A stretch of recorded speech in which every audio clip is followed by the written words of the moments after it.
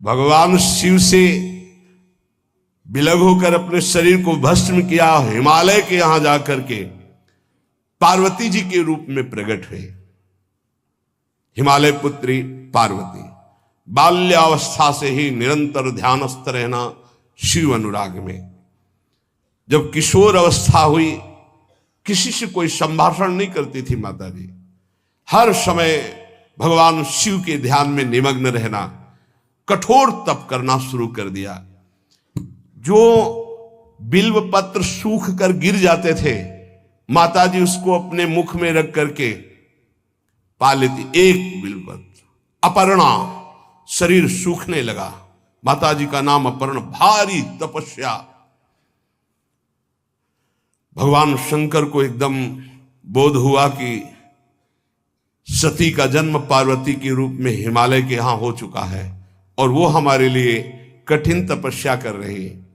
तो सप्त ऋषियों को बुलाया और उनसे कहा कि जाओ इनके प्रेम की परीक्षा लो। जानते हैं, सब कुछ जानते हुए भी ये होता है। जैसे लोग कहते हैं भगवान जानते हैं अपने भक्त को, तो परीक्षा क्यों लेते हैं?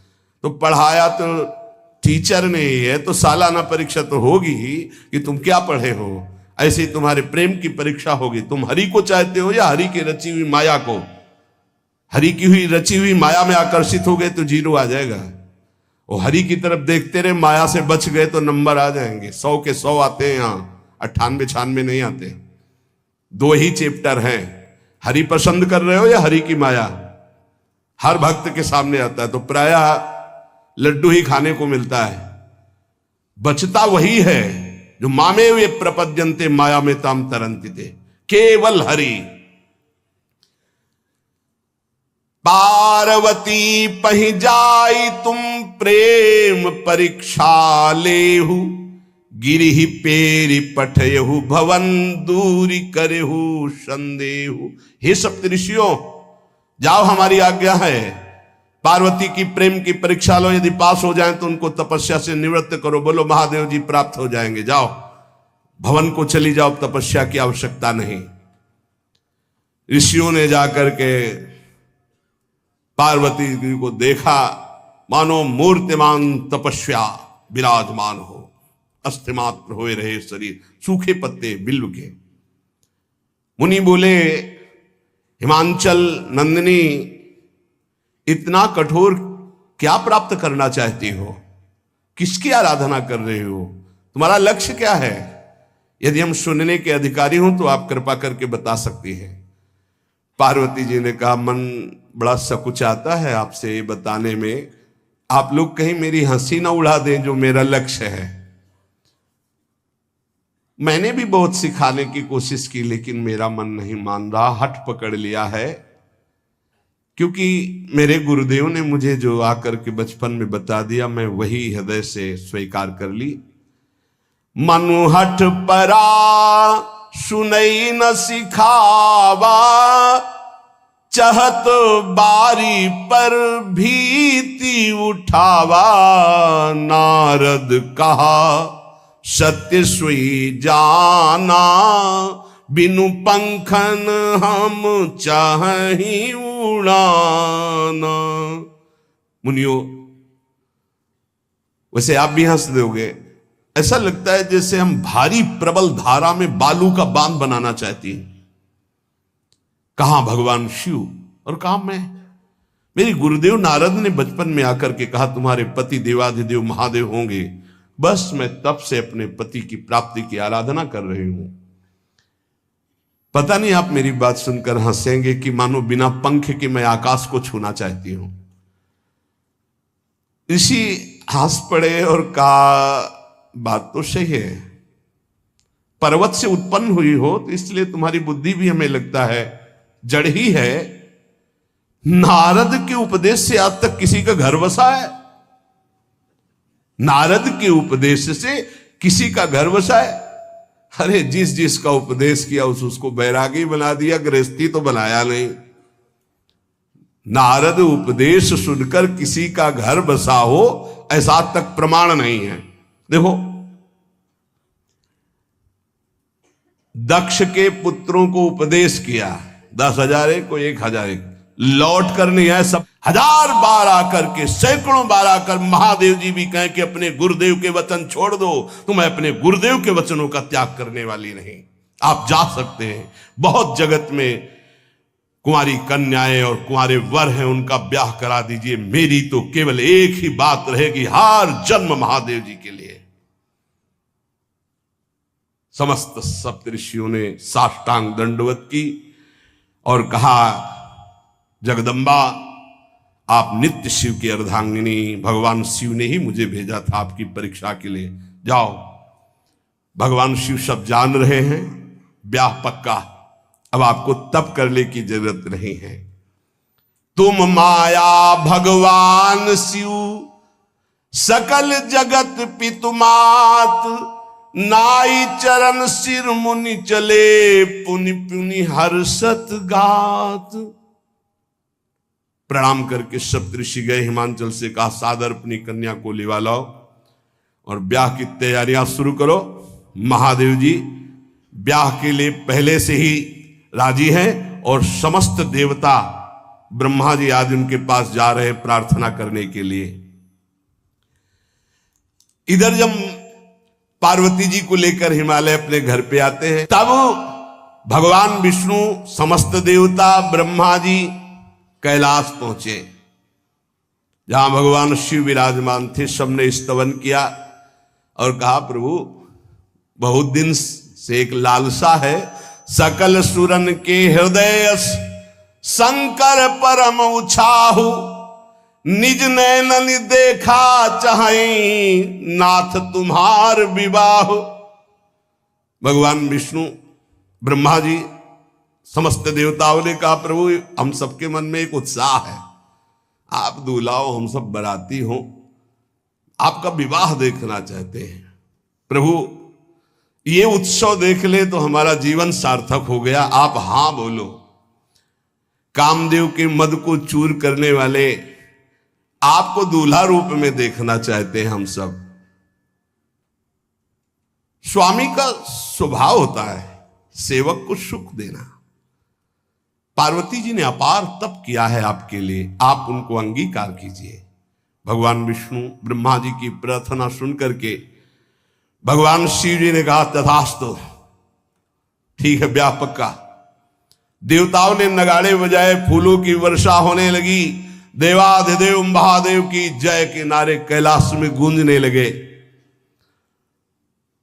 सप्तऋषि भगवान शिव के पास आए, कहा, प्रभु बड़ी अनन्य है पार्वती जी आपकी, अखंड प्रेम है।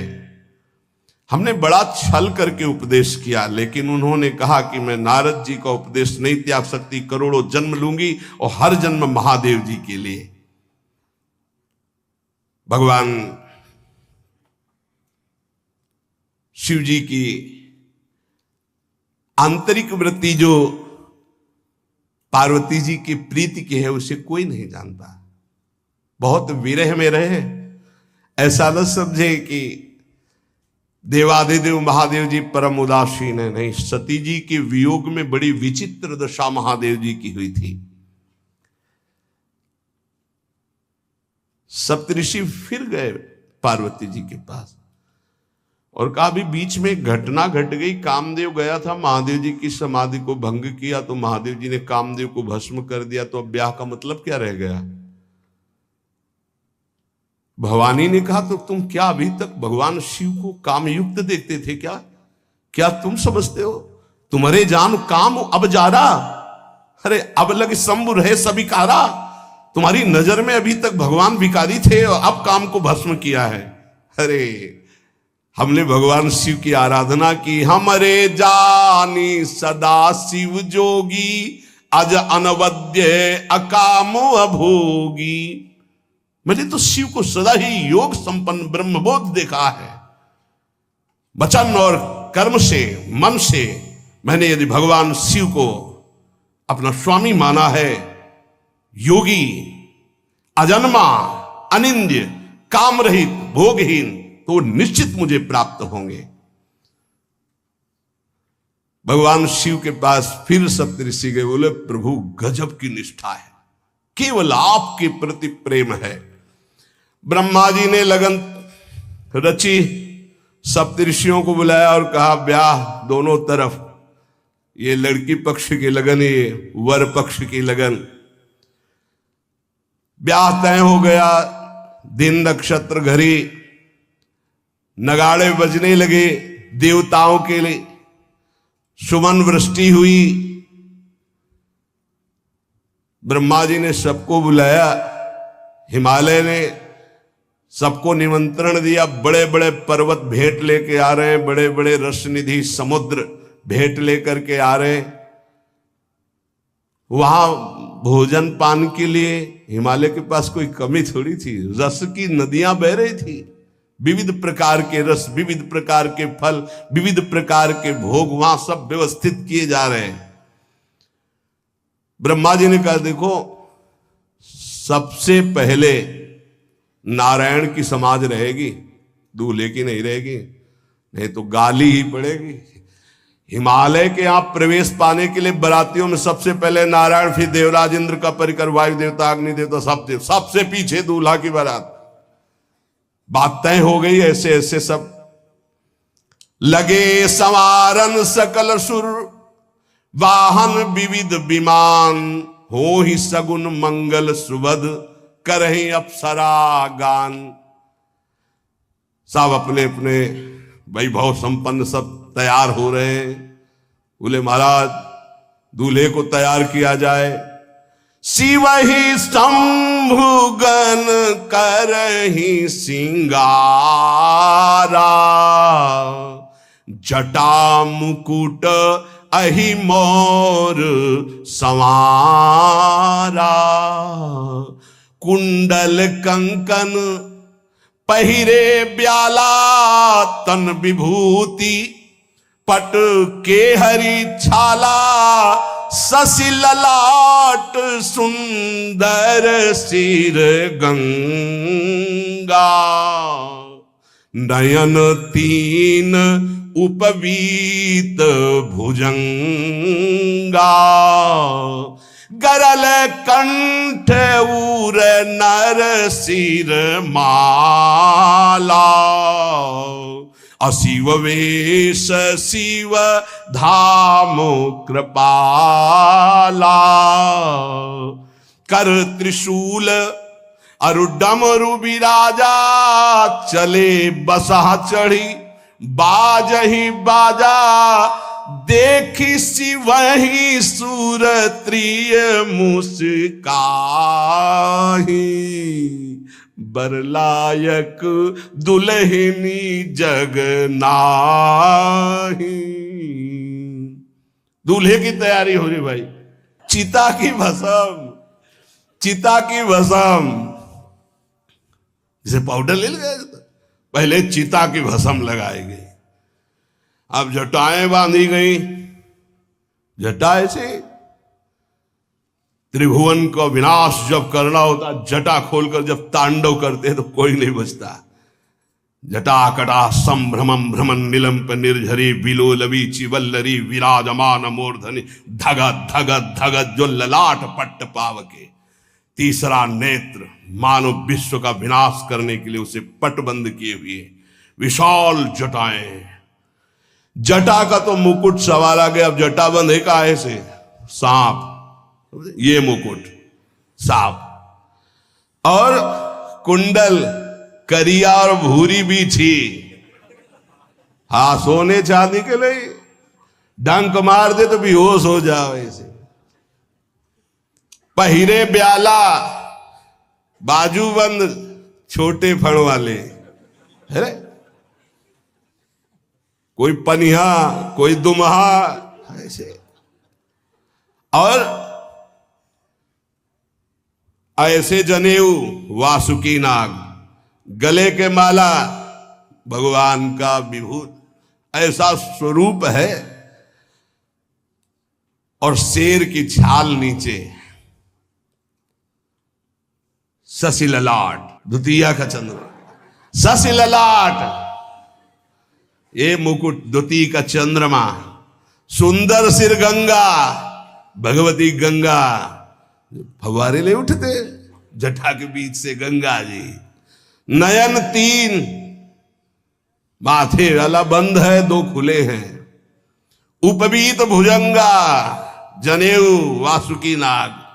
गरल कंठ, नीलकंठ विष यहां रोके हुए, और मुंडों की माला,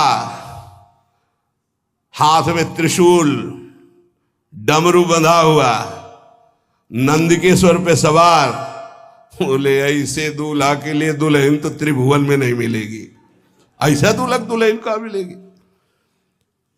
अच्छा, दूल्हा सज गया, ब्रह्मा जी ने देखा, बोले महाराज आगे आपकी सवारी। नारायण भगवान उनके चतुर्भुज पार्षद, शोभा सुगंध सौरभ, आगे गरुण पे सवार, पीछे हंस पे सवार ब्रह्मा जी अपना परिकर, देवराज इंद्र, भगवान विष्णु जी दूल्हे की तरफ देखे, बोले महाराज विष्णु कहा अस बिहस तब बोल सकल दिशराज, बिलग बिलग होई चलो सब निज निज सहित समाज। कोई भी दूल्हे के पास मत फटको, पीछे रहने दो, सब अलग अलग समाज चलो, नहीं पानी नहीं मिलेगा हिमालय के अगर आगे ये हुई तो। अब तो वर अनुहारी बरात न भाई, हंसी करहियो पर पुरजाई। नारायण ने कहा कि दूल्हा के अनुरूप ही हम सब बराती नहीं भैया, दूल्हा सबसे पीछे, सब बराती क्रम से पहले हम, फिर ब्रह्मा जी, फिर देवराज इंद्र, ऐसे सब। भगवान शिव ने कहा तुम अपने पार्षद सब लिए हो, तो हम बुलाते हैं। श्रृंगी निकाली, जे ही बजाया तो भगवान शिव के पार्षद आ गए। शिव अनुशासन सुनि सब आए, प्रभुपद जलद शीस तिन जय हो महाराज की आज्ञा करो। अरे बोले विवाह हमारा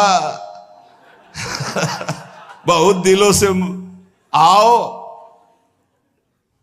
भुचप्पा जैसे देखो ना, अगिया बैताल। हाँ अब कैसे शिव के बराती हैं, जरा ये आगे पार्टी तो निकल गई बंदनी। ये जो भगवान शिव ने बुलाया बरातियों को, अपने साथियों को मुखहीन विपुल मुख काहू, बिनु पद कर को बहुपद बाहू, विपुल नयन को नयन विहीना, रिष्ट पुष्ट को अति तन खीना।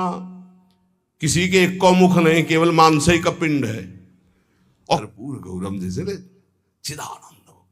16 वर्ष की अवस्था, हाथ में दर्पण और अद्भुत मुकुट धारण किए हुए, जटाएं ढकी हुई, गौरवर्ण, वो सुंदर रूप जो देखे सो मोहित हो जाए। ध्याये नित्यम महेशम रजति किरणिभम चारु चंद्रावतंसम। कैसा सौंदर्य रूप महादेव जी का।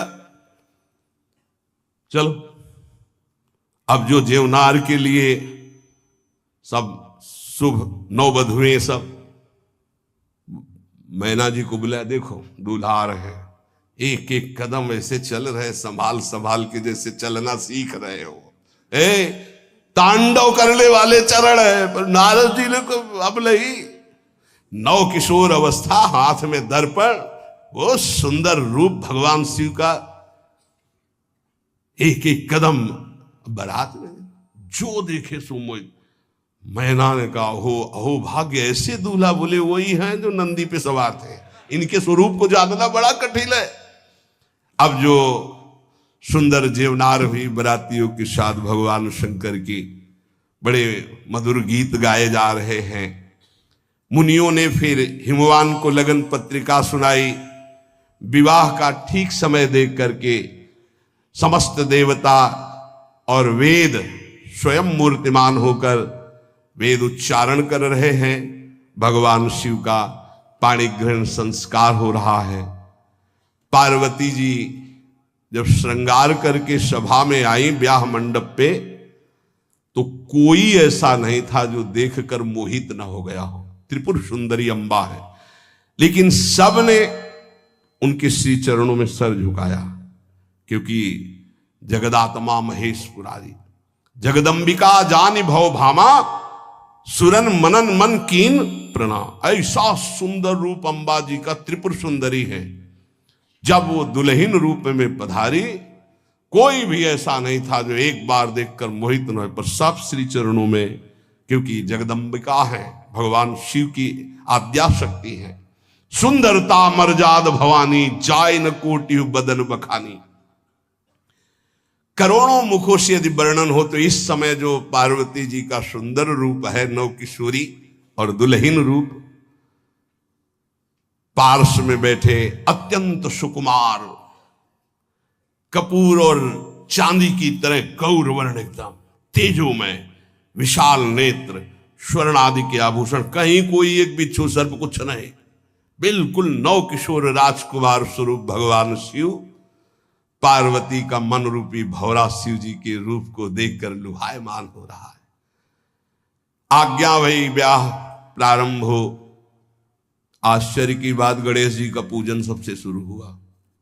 लियो, मुनि अनुशासन गणपति पूजे शंभु भवानी, गणानान्त्वा गणपति गुंहवामहे प्रियानान्त्वा प्रिय। लियो, बोले गणेश जी पार्वती जी के मतलब पुत्र का भावातल, कि वो जो उट्टल लगा रही थी उसी से ये आदि गणेश है, ये आद्य गणेश है। जैसे आदि ब्रह्म, जैसे आदि ब्रह्म स्वरूप ये गणेश है। भगवान शिव और पार्वती जी ने प्रथम गणपति पूजन किया।